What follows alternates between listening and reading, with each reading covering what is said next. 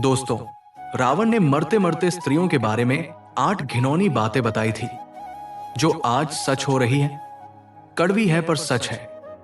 स्त्रियों के बारे में जो जो रावण ने कहा है उसे आप देख सकते हैं। दोस्तों, रावण का नाम सुनते ही लोग उसकी बुराइयां बताने लगते हैं, लेकिन रावण को इस ब्रह्मांड का सबसे ज्ञानी पंडित भी कहा जाता है।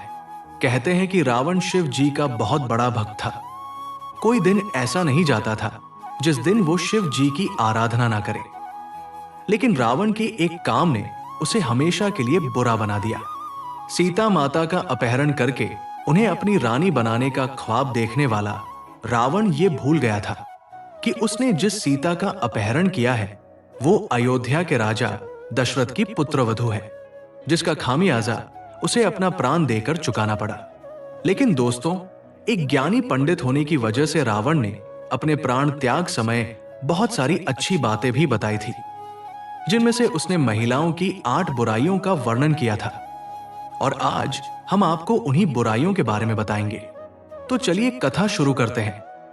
लेकिन कथा को स्टार्ट करने से पहले मैं आप लोगों को बता दूं, प्यारे साथियों, कि मेरे चैनल पर वॉच टाइम तो पूरा हो रहा है, लेकिन सब्सक्राइबर बहुत कम है।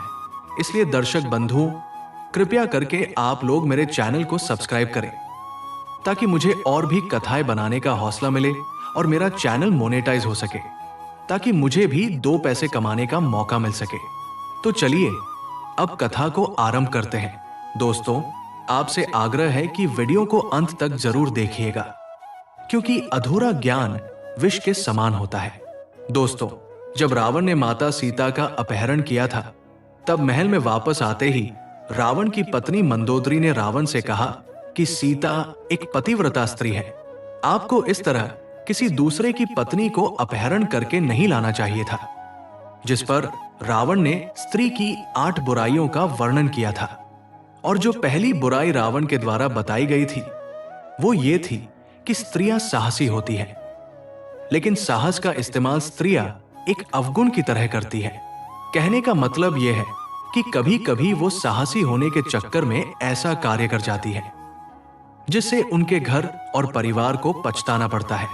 साहस अगर दुस्साहस में बदल जाए तो फायदे की जगह इसका नुकसान भी उठाना पड़ता है। इसलिए स्त्रियों का साहसी होना एक अवगुण के समान है। दोस्तों, ये बात रावण ने इसलिए कही थी क्योंकि जब मंदोदरी को इस बात का पता चला कि रावण ने श्रीराम की धर्म पत्नी सीता जी का हरण कर लिया है, तो मंदोदरी बहुत ज्यादा घबरा गई थी और डर गई थी।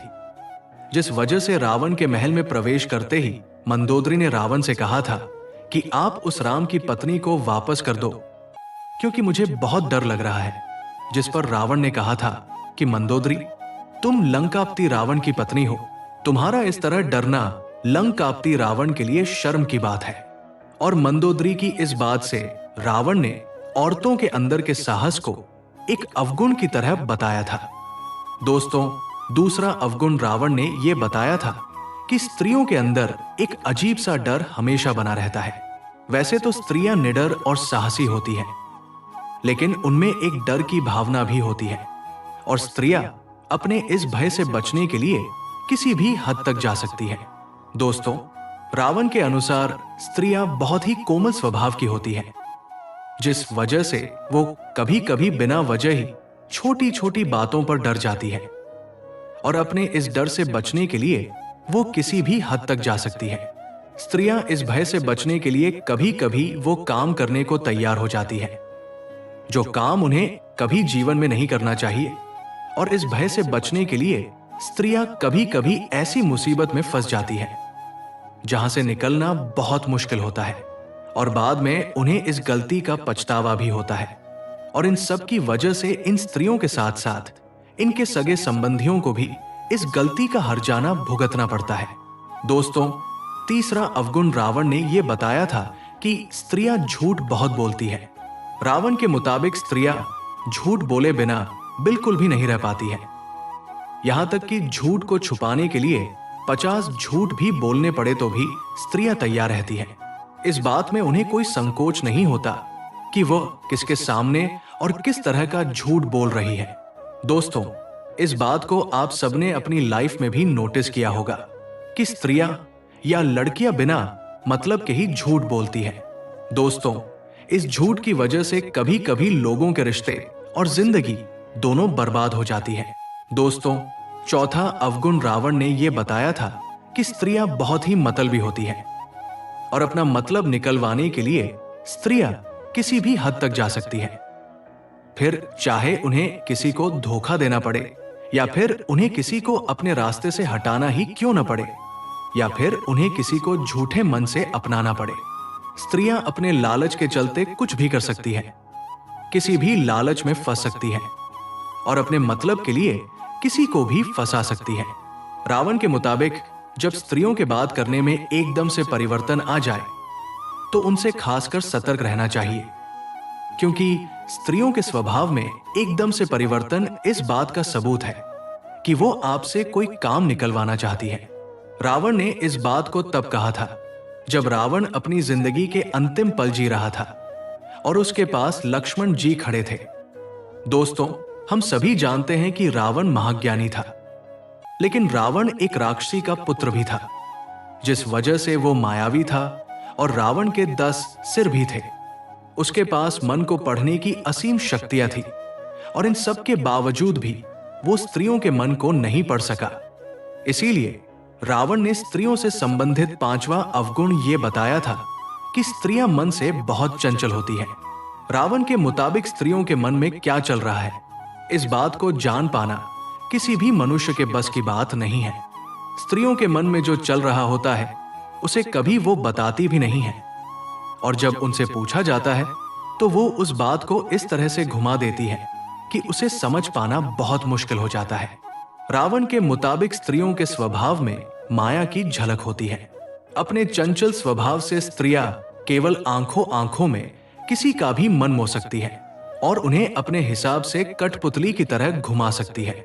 रावण ने इस बात का वर्णन अपने शास्त्रों में भी किया है और इस बात को बखूबी बताया है कि स्त्रियों के सारे अवगुणों में सबसे खराब अवगुण यही है।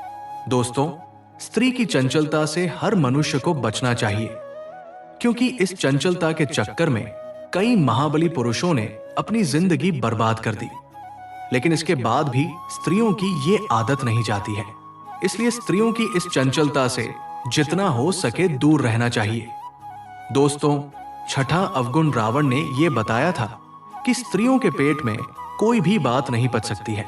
अगर आप पुरुष हैं तो इस बात को बखूबी समझते होंगे और स्त्रियां इस बात को अच्छे से जानती होंगी कि वो किसी भी बात को अपने पेट में नहीं बचा सकती है।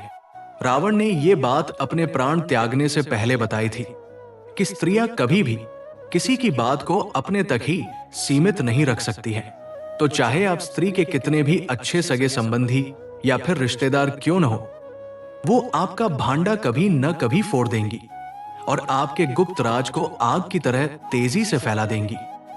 इसलिए स्त्रियों को कभी भी राज की बात नहीं बतानी चाहिए। लेकिन इतना समझाने के बाद भी अगर आप ऐसा करते हैं तो मान लीजिए कि आप अपने आप को मुसीबत में डाल रहे हैं और कभी न कभी आपका राज खुल जाएगा और फिर आपका काम तमाम हो जाएगा। दोस्तों, 7वां अवगुण रावण के द्वारा यह बताया गया था कि स्त्रियों में बुद्धि नहीं होती है। वो किसी भी चीज को अपना दिमाग लगाकर नहीं सोचती, बल्कि किसी भी सुनी सुनाई बात को मान लेती है। ऐसा रावण ने इसलिए कहा था क्योंकि रावण की पत्नी मंदोदरी ने रावण की कोई भी बात कभी नहीं मानी। वो रावण की हर बात के खिलाफ थी और यही कारण है कि स्त्रियां किसी भी स्त्री या पुरुष के बहकावे में बहुत आसानी से आ जाती हैं और बिना कुछ सुने या देखे किसी भी चीज पर विश्वास कर लेती है और फिर कुछ ऐसा काम कर डालती है जिसकी वजह से ही वो परेशानी में आ जाती है और साथ साथ उनके परिवार वाले भी दिक्कत और परेशानी में आ जाते हैं और फिर इन सब के चलते वो अपने घर का विनाश करती है और फिर बाद में उस चीज का पछतावा करती है। रावण का कहना था कि इसी अवगुण की वजह से स्त्रियां किसी भी फैसले को लेने में बहुत अच्छा महसूस करती हैं। इसलिए रावण ने कहा था कि स्त्रियां विवेकशील नहीं होती। दोस्तों, अब बात करते हैं स्त्रियों के 8वें और आखिरी अवगुण की। रावण के मुताबिक स्त्रियों में शौच जैसे गुण होते हैं। यानी कि स्त्रियां अशुद्ध होती हैं। जी हाँ दोस्तों, स्त्रियां कितनी भी अपने आप को सोने, चांदी, हीरे के आभूषणों से सजा ले, लेकिन इन सब के बावजूद भी स्त्रियां अशुद्ध होती हैं। रावण के मुताबिक महिलाएं साफ सफाई का काफी कम ध्यान रखती हैं, जिसकी वजह से रावण ने यह बात कही थी।